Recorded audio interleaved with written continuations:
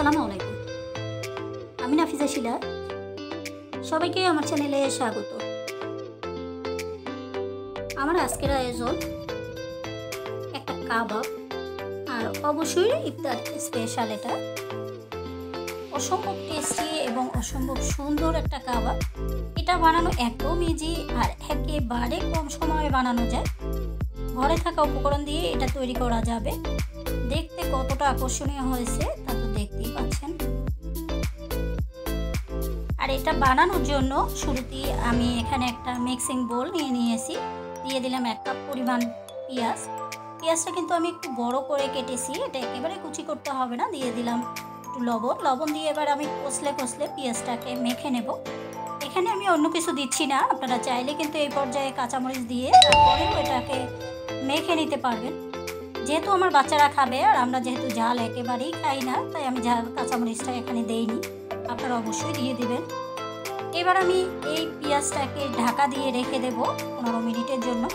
ঠিক 15 মিনিট পরে আমি চলে আসছি। আপনাদের হাতে সময় না থাকলেও অবশ্যই 5 মিনিট হলেও রেখে দিবেন এটাকে, পেঁয়াজটাকে। এবার পেঁয়াজটা থেকে কিন্তু একদম পেঁয়াজটা নরম হয়ে গেছে, যথেষ্ট পানি বের হয়েছে। এবার আমি 1/2 কাপ পরিমাণ দিয়ে দিলাম ময়দা। এখানে পরিমাণটা আসলে কেমন লাগবে এটা বলা যায় না, আমার এখানে 1/2 কাপ পরিমাণ লেগেছে। এবার দিয়ে দিলাম আমি ধনিয়া পাতাটা অবশ্যই চেষ্টা করবেন দিতে।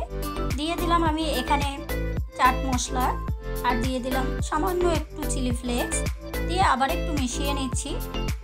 নেওয়ার পরে দিয়ে দিলাম সামান্য একটু কাবাব মশলা, একটু হলুদের গুঁড়ো, আর একটু জিরার গুঁড়ো, ভাজা জিরার গুঁড়ো।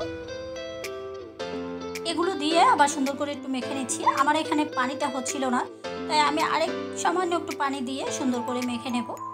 এখানে যদি আপনাদের পানি লাগে অল্প অল্প পানি দিয়ে এটাকে একটা ডোর মতো তৈরি করে নেবেন, যাতে করে হাতে এখানে খুব সুন্দর করে আর কি কাবাবটা শেপটা বানানো যায়। এই জন্য আবার অতিরিক্ত তেল দিতে বা অতিরিক্ত পানি দিতে এখানে যাবেন না, তাহলে কিন্তু একেবারেই হবে না এটা।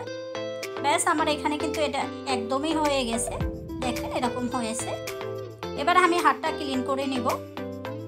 এখানে আমি ডিম নিয়েছি 4টা ডিমের 3টা ডিমকে আমি এভাবে কেটে নিয়েছি। একটা ডিম আমি আস্ত রেখেছি, আর এই আস্ত ডিমটা আমি এই মিশ্রণটার ভিতরে দিয়ে দিব। এটা পুরোপুরি অপশনাল, চাইলে দিবেন না চাইলে দিবেন না। আমি একটা গ্রেটারের সাহায্যে গ্রেট করে দিয়ে দিচ্ছি। তবে এই ডিমটা দিলে এই কাবাবটা আরও বেশি টেস্টি হয়, এজন্যই দেয়া। আমি এবার আবার ডিমটার সাথে পুরোপুরি এটাকে মিশিয়ে নিচ্ছি। এটা একটু আঠালো টাইপের হবে, এটা চিন্তার কিছুই নেই। এবার অল্প অল্প ডো নিয়ে আমি এটা বানিয়ে নেব, আর তার আগে একটু হাতে তেল দিয়ে নেব, যাতে করে বানাতে গেলে সুবিধা হয়, এই আর কি। এবার ভিতরে একটা ডিম দিয়ে তারপরে আমি খুব সুন্দর করে এটাকে সিল করে দিব। চেষ্টা করবেন খুব সুন্দর করে এটা মসৃণ করে দিতে উপরটা, যাতে করে ভাজতে গেলে এটা খুলে না যায়। এবার খুব সুন্দর করে এটাকে আমি সিল করে দিলাম। আমি এভাবে লম্বাটে করে বানিয়েছি, আপনারা চাইলে এটা গোল বা চ্যাপ্টা করেও বানাতে পারবেন। তবে আমার কাছে মনে হয়েছে এটাই সবচেয়ে ভালো লাগে, এই আর কি। আরও একটা বানিয়ে দেখাচ্ছি আমি সেম একইভাবে। এই কাবাবটা কিন্তু উপর থেকে অনেক বেশি ক্রিস্পি হয়, ভেতরটা একেবারেই সফট হয়, খেতে অসম্ভব টেস্টি। একবার হলেও এই রমজান মাসে ট্রাই করে দেখতে পারেন। আর যদি আপনারা এটা ট্রাই করেন বা আপনারা এটা করার পরে অবশ্যই আমাকে জানাতে ভুলে যাবেন না। ব্যাস, খুব সুন্দর করে এরকম করে আমি সবগুলোকে বানিয়ে তারপরে নিয়ে আসবো। আমি এখানে 1 কাপ পরিমাণ পেঁয়াজ দিয়েছি। আপনারা চাইলে কিন্তু এটা বেশি বা কম করে নিতে পারবেন, যেহেতু এটাকে আমি কাঁচা পেঁয়াজ স্টোর করবো না, তাই আর কি। ব্যাস, আমার এখানে হয়ে গেছে সবগুলো বানানো। এবার আমি ভাজতে চলে যাব। ভাজার জন্য পর্যাপ্ত তেল দিয়ে দিয়েছি। তেলটা আমি গরম করে নিয়েছি। তেলটা গরম করে একদম মিডিয়াম আঁচে রেখে দিয়েছি। মিডিয়াম বলতে মিডিয়ামের চেয়ে একটু কম। এবার একটা একটা করে সবগুলোকে দিয়ে তারপরে ভেজে নেব।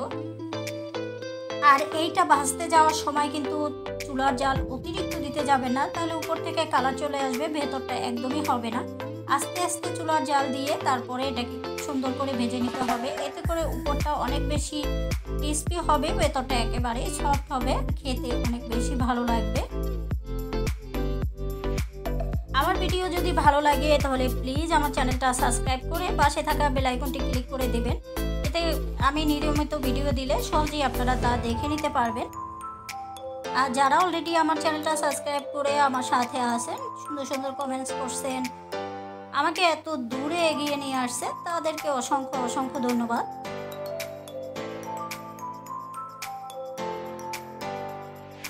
একটা সাইড যখন হয়ে যাবে তখন আমি অপর সাইডটা উল্টে দেব। আমি একটা কাঁটা চামচের সাহায্যে এভাবে করে উল্টে দিচ্ছি। এতে করে তেলটা কিন্তু ছিটে আসবে না, আর খুব সুন্দর করে উল্টানোও যাবে। সুন্দর একটা কালার দেখা যাচ্ছে, আর এটা কিন্তু আস্তে আস্তে কালারটা আরও বেশি সুন্দর হবে। এটা দেখতে অনেক বেশি সুন্দর হয়, খেতেও অনেক বেশি টেস্টি হয়, আর বানানো তো একেবারেই ইজি।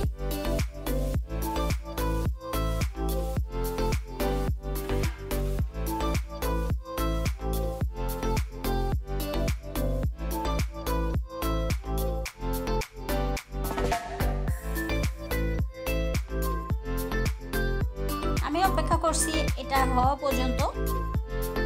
সুন্দর একটা কালার চলে আসছে, দেখেন একেবারে খুবই সুন্দর একটা কালার চলে আসছে। আমার তো দেখতে ভীষণই ভালো লাগছে, জানি না আপনাদের কাছে কেমন লাগছে, আমার কাছে খুবই ভালো লাগছে দেখতে।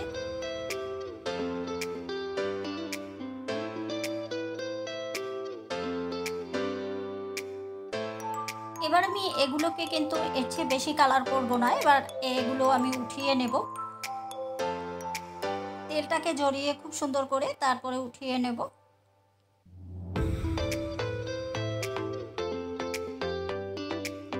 দেখেন দেখতে কতটা সুন্দর হয়েছে, খেতেও অসম্ভব টেস্টি। এবার একটা টিস্যু পেপারের উপরে আমি এগুলোকে নিয়ে নেব, আর বাকিগুলো একইভাবে আমি উঠিয়ে নেব তেলটা জড়িয়ে।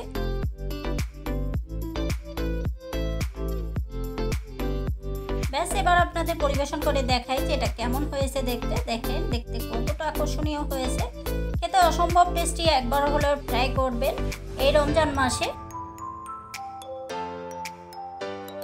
আরও সহজ সহজ রেসিপি পেতে আমার চ্যানেলটা সাবস্ক্রাইব করে আমার সাথে অবশ্যই থাকবেন। এবার আমি একটা আপনাদেরকে কেটে তারপর দেখিয়ে দিচ্ছি যে আসলে এটা ভেতরটা কেমন হয়েছে বা উপরটা কেমন হয়েছে। উপরটা কিন্তু অনেক বেশি ক্রিস্পি, এটা অনেক বেশি গরম, এটা থাকতেই আমি কেটে নিয়েছি। দেখেন কতটা সুন্দর হয়েছে, এটা অনেক গরম তাই ধরতে পারছিলাম না। দেখেন ভেতরটা কতটা সুন্দর হয়েছে।